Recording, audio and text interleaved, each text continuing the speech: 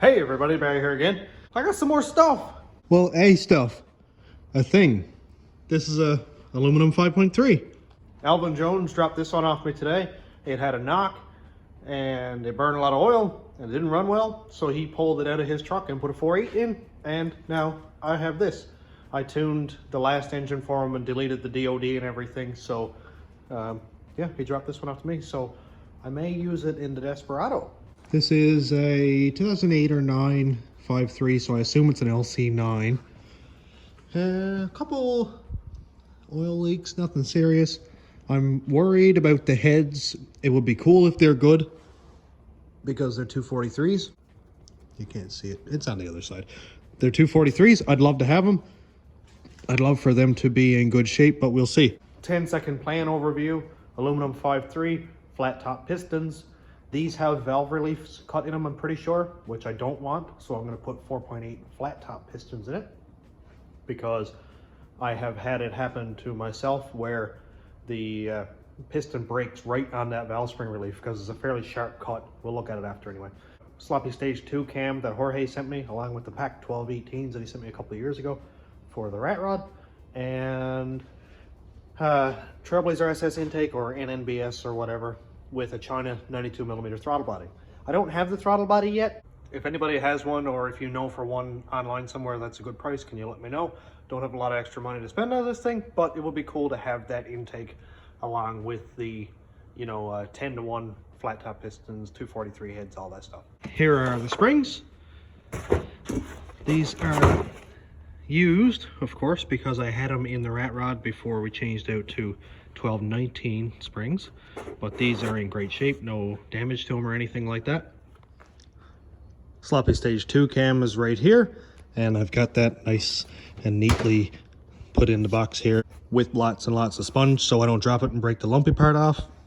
And this is a 58X crank with a 4X cam sensor. I'll be changing all that out. I'm going to put a 24X crank in it out of a Gen 3 engine, and I have a 1X cam gear that just has the 1/2 circle reluctor that'll still work with this sensor. If you haven't done it before, I have videos on converting 4X to 1X cam gear sensors, and it's a good video actually. A lot of information in there that I collected over time, and that's what I'm going to be doing on this one. I'm going to go pull the top end off of this now and see what the heads are like and look at tops of pistons.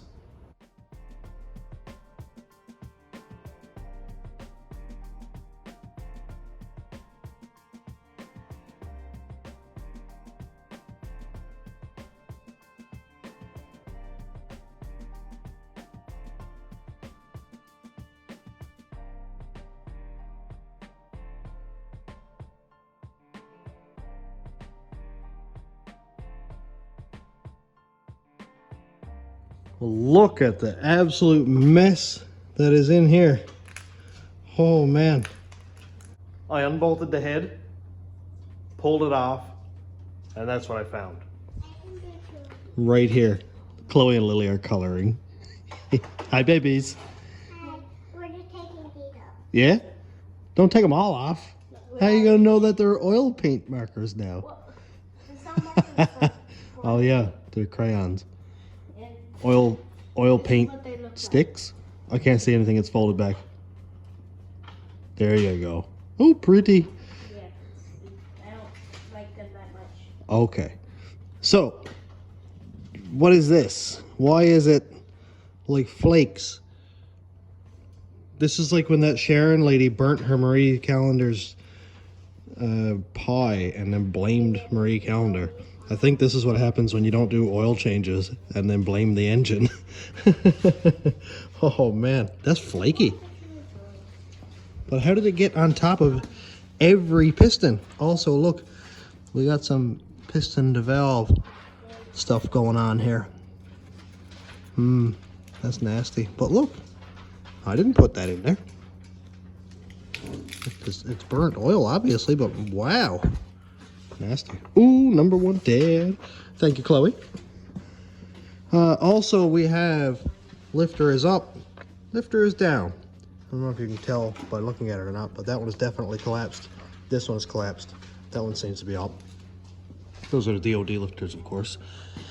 These two seem to be relatively uptight. These are also So this side here seemed to be fine, but it seems to be that every valve touched every piston. So yeah, I don't know, man. He bought it off somebody else, put it in, made noise, drove for 8 months, got tired of it, put another engine in, and now it runs great with a 4.8 in it. Apparently this might be why. So not to worry, I don't really care about this because I have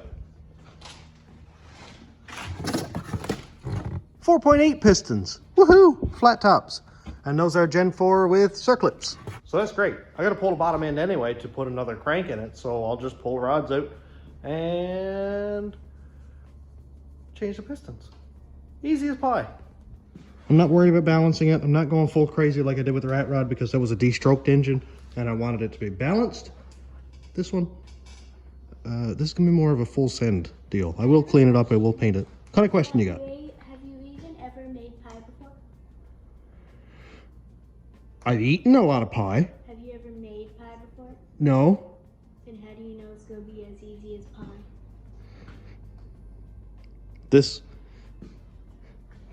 This might work better than if I made pie. Yeah, probably. We probably all be thrown up. And I bet this tastes better than if I made pie. Probably not. What was your joke? Why did the cookie go to the doctor? Why did the chicken go to the doctor? No, why did the cookie? The cookie go to the doctor? Yeah. Why? Because it was feeling crummy. That's actually pretty good. Comedy night with Lily. Cool, so I have these heads. I don't know why the valves on these are white. Would that not mean coolant leaks? I don't know. Looks like original cylinder head gaskets. These are heads that I just pulled out of the container. There's a little bit of snow on them. But these look much better. No white. Just like nice tan color, you know, decent looking firing pattern going on here. So I'm gonna use these heads. So I'm gonna go bomb time lapse while I take the valves out of these, or the valve springs, and then I'll probably maybe grind them, maybe I'll pull the bottom end off. I don't know what I'm doing here tonight, so sit down, relax, and see where this goes, I guess.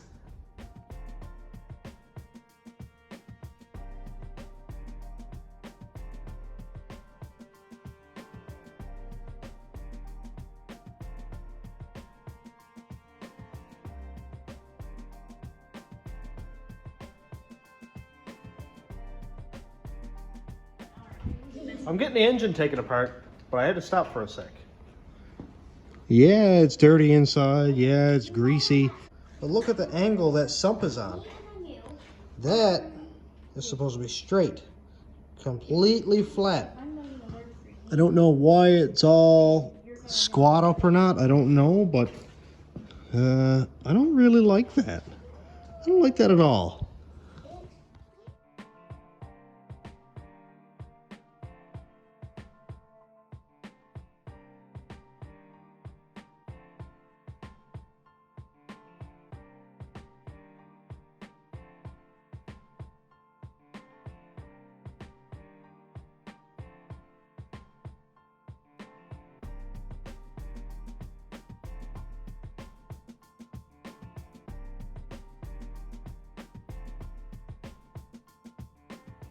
So I got this engine taken apart last night, and there's a couple things that I realized that I forgot that I need, that I won't be able to continue past a certain point until I have those parts.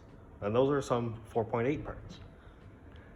You can see here that there is a locating slug here that allows the lifter trays to only go in one direction for the DOD lifters. So that you don't put DOD lifters in like this bore instead of that one, whatever. So I need 4.8 Gen 4 lifter trays so that it has the notch in the lifter tray. Also, I need a Gen 4 4.8 valley cover. 4.8 never did come with DOD, so it has a bunch of O-rings here in the cover, and the ports don't like go back to here like the DOD cover does. It's just completely flat with a bunch of O-rings that seals off these ports. When I built the D-stroked engine, I put a Gen 4 4.8 cover on the 6-liter block. Everybody and their mother said it wasn't going to work. They were saying the O-rings are going to blow out. They said it's going to leak. It's not going to work.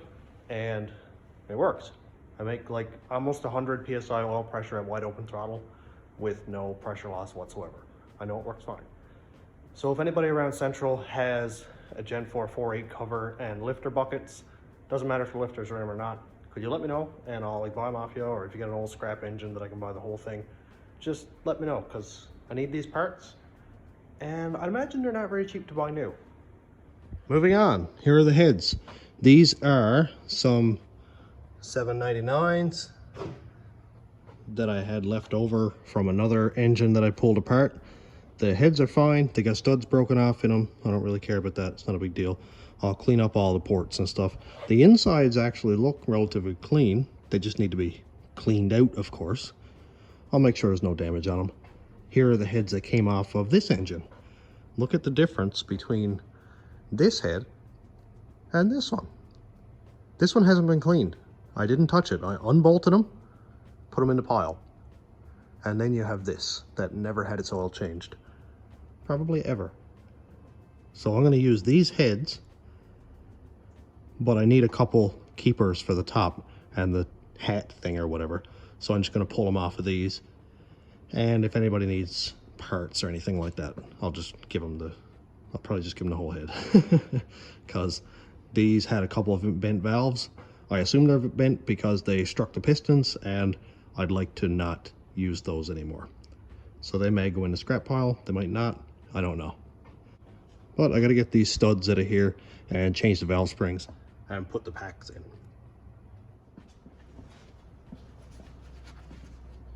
Now, I don't show any real engine builders what I'm doing here, but this is the easiest way to remove valve springs that you don't care about. Grab a socket that's bigger than the diameter of the keepers and stuff, and just give it a whack. Hold on to it. There you go. That is still a live bomb, actually. There we go. That's it. Ooh, that one's sticky.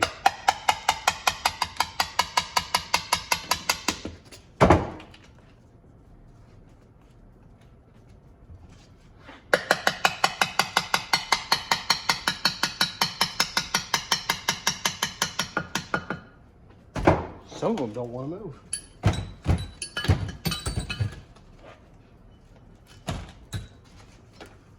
I'm going to clean everything out here. Oh boy. That's some now. I'm pretty sure that's an organism. Ooh. Oh, look at this. That, I wouldn't call that normal.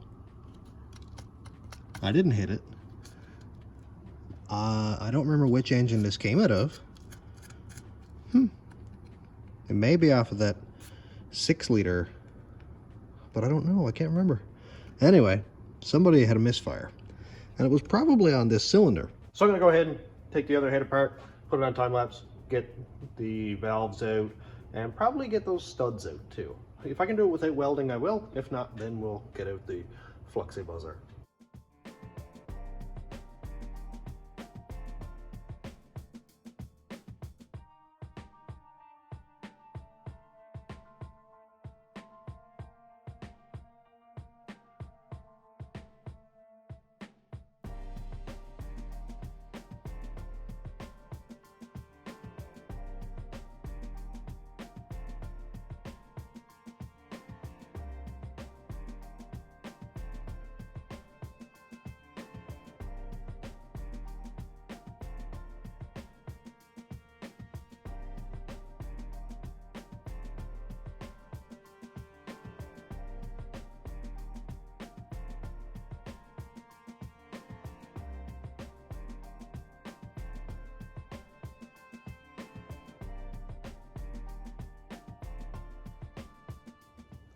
I think this image alone would make any professional engine builder quit or have a heart attack. Anyway, sorry for your loss. I need to clean this stuff up. This is nasty. I took off the old valve seals because we're not going to reuse them, especially when I'm going with boost. I don't want any of that leaking. Especially how much oil gets burned in an LS because of things like this. I'm just going to kind of wire wheel this over, and I won't touch the mating surface down here. I'm just going to grab wire wheel on a grinder and let it eat. And then when I have enough money for valve seals, I will buy those, and then I'll put my springs in. This is going a little bit slower than I expected, but I'm not really on a timeline. I don't really have anybody to impress. So I'm not trying to make it to a deadline of a show or anything like that. This is not Hot Rod TV where I have to build an entire vehicle in 1 week or one episode. So buckle up. It's going to be a long one. But while I am waiting for money and time to do the cylinder heads, I think I'll pull the bottom end off. Because if the top looks like this, what does in under there look like? It looks good from here, but what does inside of here look like? What do the rod bearings look like? Because if that oil was never changed, as it clearly hasn't, it looks like buffed and polished black paint. I'm wondering if the bearings are any good. We didn't look at the cam bearings, so they're fine, obviously. Because if you don't look, that means they're good. And I don't need this crank, so I'm going to pull that out too. Woohoo!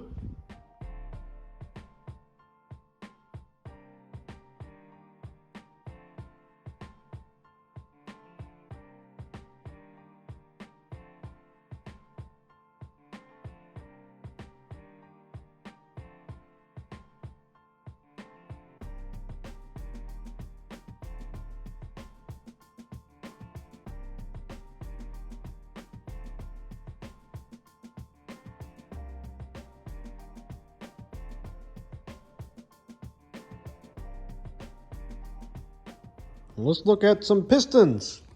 They all seem to be intact anyway. They're burning. But look, none of the rings are stuck. Maybe that top one. No, it's not stuck at all. None of the rings are stuck, damaged, nothing. One set of bearings is bad. You can see right there, that's number 6. Those bearings ate like a small animal or something. All the rest of the bearings are great. 2, 4, 6. So this journal right here looks fine, actually. And for the record, it's not this one, it was that one. I don't see any real damage. Like, there is some scuffing there, but it's yeah, it's pretty evident that the crank is a lot harder than those bearings are, that's for sure. So that's out. The pistons I'm not going to use. The rods I probably will use. They don't look like they're bent or anything, but I will look a little bit harder. Well, I got all the main caps off. I haven't looked at any of it yet. Let's see what's in here. This is a Gen 4 crank that I don't want, so I'm just going to throw it away. So let's see if these main bearings are okay. They don't look horrible, actually. I mean, they're not amazing or anything, but let's see what this rear main cap. It's got a little bit of streakiness going on there, but again, it's not horrible. Yeah, there we go. We can see some wear there, so it's not like amazing, but it ran. I'm sure oil pressure wasn't maxed out or anything. So here's the head that had all the valves nick the pistons. So let's see if they're bent.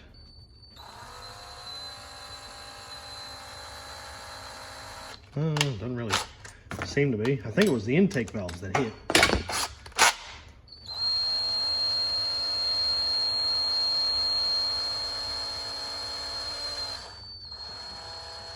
I don't know.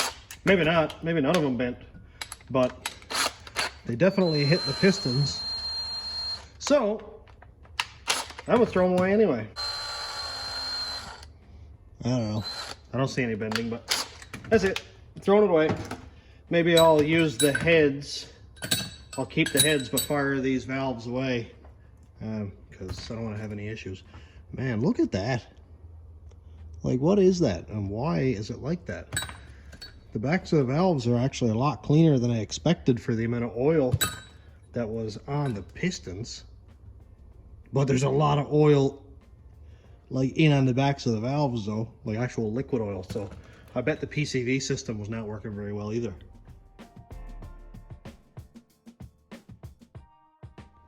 After looking at these crank bearings and realizing that they're not that great, I went out to one of my old scrap engines with the crank still in it and grabbed these. And these are in much better shape. They're a little bit dirty, but they're not worn quite as much. So of course I'm going to leave them in pairs. I don't care what bearings goes on what journal. That doesn't matter, but I'm not going to take an upper bearing from number 2 and put it with a lower bearing from number 4, nothing like that, because I don't like mixing and matching bearings that work together in sets. Might never make a difference. I don't know. I just got to draw a line somewhere. So I'm going to take these bearings out and probably toss them, unless I should keep them because maybe I'll end up tearing up more bearings and need them. But I guess the next step is going to be to clean the block up really well. I want this to be very, very clean so that I can paint it and not be full of oil and crud like this. I got a couple plugs I got to take out in the oil galleries and stuff. But I doused it in spray 9 because, well, I want the power washer to really take this gunk off. So let's give it a little bit extra right there. Got it all doused in spray 9, getting that old oil and stuff off. Well, while it's still daylight out here, temporarily, in northern eastern Canada, let's go out and look at a couple of trucks that I bought. More trucks. It's disgusting outside because, as I mentioned earlier, Canada. So here is the snow and slush, and like, this is disgusting. Why is this even a thing? So here are 2 trucks that I bought. You can only see one at the moment. We'll get there momentarily. Here is a 06-ish. I think it's an 06 or maybe 07 first half. Extended cab, medium bed or 6.5. And it's a little bit kinky right there. The bed is actually like really nice, except there were a couple pretty heavy logs dropped here and there and really kinked up that bed, which makes me sad because it could have been a very good one. Here is one thing that I was missing after I got bamboozled last week on that Ford back bumper on the single cab over there. This is a half decent Chev truck bumper, which will work great with my Cadillac plastic rear bumper molding. Okay, and I got a bunch of 20-inch tires to put on the Cadillac wheels. But here is the gold mine. Well, it's base model gold mine, but it is a gold mine. Oh, and it came with factory 17-inch Chev truck wheels, and I have the centers that fit those. But here's the gear. This is an 06-ish single cab. It has had rockers put in. They ain't pretty, but they'll work. I will be replacing the cab corners and rockers. Kind of scabbed in there. Ryan did a good job with it. But anyway, so here's the cab. We have no buttons. We can control our own fate with the doors, the locks, the windows. So roll down your own windows, roll them back up so the interior doesn't get moldy, and lock and unlock your own doors. I can't wait to lock the keys in this thing because I forget to take them out and not have a button to unlock it. It's got the bare minimum base model interior, but it has a tack, which is odd because it's an automatic. It's base model as base model can get, and that's what I'm looking for the Desperado. I don't want any fancy buttons and switches and heated things inside. Look, woohoo! Tilt your own back. Wow, move your own seat ahead and back. Woohoo! And it also has a floor shift transfer case, which is pretty cool. Yeah! Let's get inside this thing. It has a floor shift transfer case. So what I was saying about the Escalade transfer case being an all-wheel drive one and not having a lever to shift in and out of four-wheel drive, of course it's all-wheel drive. My question in the last video, if anybody got that far, was can I put a regular transfer case in it and still work and not blow it up at excessive speeds? So let me know what you think there. It has 2 keys. That's pretty cool. And does it actually have a door lock key? Wow, freaky. Yeah, so transfer case, that's good. If I was going to put a transfer case in the Desperado, when I blow up the all-wheel drive transfer case, which I'm sure I will, I'll be putting in this floor stick transfer case. The nice thing is I will be using this cab, so all of the things are already here. This stuff here is in decent shape. Never smoked in. It's got a hole drilled down here for plow lights or something, so I'll take that out of it. And probably put in a new centerpiece here that doesn't have holes drilled in it. It's got dual climate. Is that what this is? Hot over here, cold over there? That's odd. I may have heaters. It has air conditioning. Also odd. I was kind of hoping to get a cab that didn't have AC because I don't want it. Although it probably wouldn't. I mean, it probably wouldn't be a bad thing to have AC. This is like a greenhouse. There's about 18 inches total of coverage on a 360-degree view. So that's pretty cool. The interior, the headliner is actually really, really nice. It's not bad at all. A couple of small stains and stuff up here, but I want this truck to be very clean. And I have this piece, you know, somebody drilled a hole in that one. This was a work truck. You got to expect this stuff. Another one drilled in there, whatever. The seats I do like because they're manual. I mentioned that. I like the Cadillac buckets. They're leather, they're heated, they're power, all that fun stuff, but they're super heavy. And my girls and Cass can't go for a ride with me. So right now, Cass and the girls and I know it has one seatbelt here, but it's a lap. So assuming we can all physically fit in here, we'll just go for a drive uptown or whatever. And that would be fun. The cab itself outside is very nice. The single cab I have over on the other side has a big crease right here where the frame broke off in the middle and the pan and the cab went clunk and kind of bashed into each other. So everything else is all there pretty much. I haven't really looked in under here, but yep, there's stuff. There is stuff and things. One thought, I was talking to Matt Fifield, the Cadillac frame is 3 inches shorter than a single cab Chev truck frame, so I either have to shorten the body or lengthen the Cadillac frame. Lengthening the Cadillac frame by 3 inches is a lot less scary for me than doing body work. I really don't like doing body work. I'm not very good at it. If I can get a decent bed that's not all squat up, or, you know, repair the bed, then I don't have to go and cut 3 inches out of it and shorten it up or make it 3 inches longer. Or, that's a lot of fooling around. I don't want to do that. So I could potentially, like, say at this frame here, I know it's got leaf springs. Cadillac is coils, but it's exposed. We can look. I'd have no problem cutting it, say, right here, adding in 3 inches. There's only more frame rail, 2x6 metal. It's just welding. Oh look, it's welded. You know, things are welded, no big deal. So I could, or extend it, you know, under the cab, whatever, move it back 3 inches, move the cab mounts ahead. I could take the drive shaft out of this truck and put in that one. The fuel tank would sit in the same location, everything would just be moved back. So I think that would be much easier. The only thing is I would have to fill that 3-inch gap in the side cladding. Also not really a big deal. Just a little bit of fiberglass work. I'm familiar with fiberglass work now after doing Craig's boat, so that's pretty cool. And then over here, looking at the extended cab, this one's actually in nice shape also. Not bad. It's got the regular... Ow.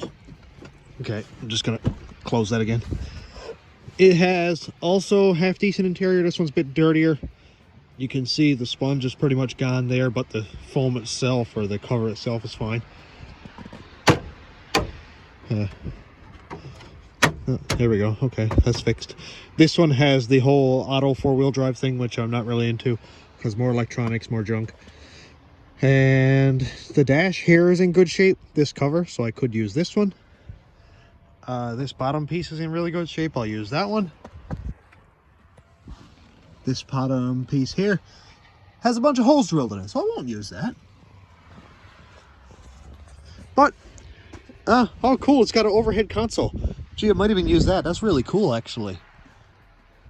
And it's like, ah!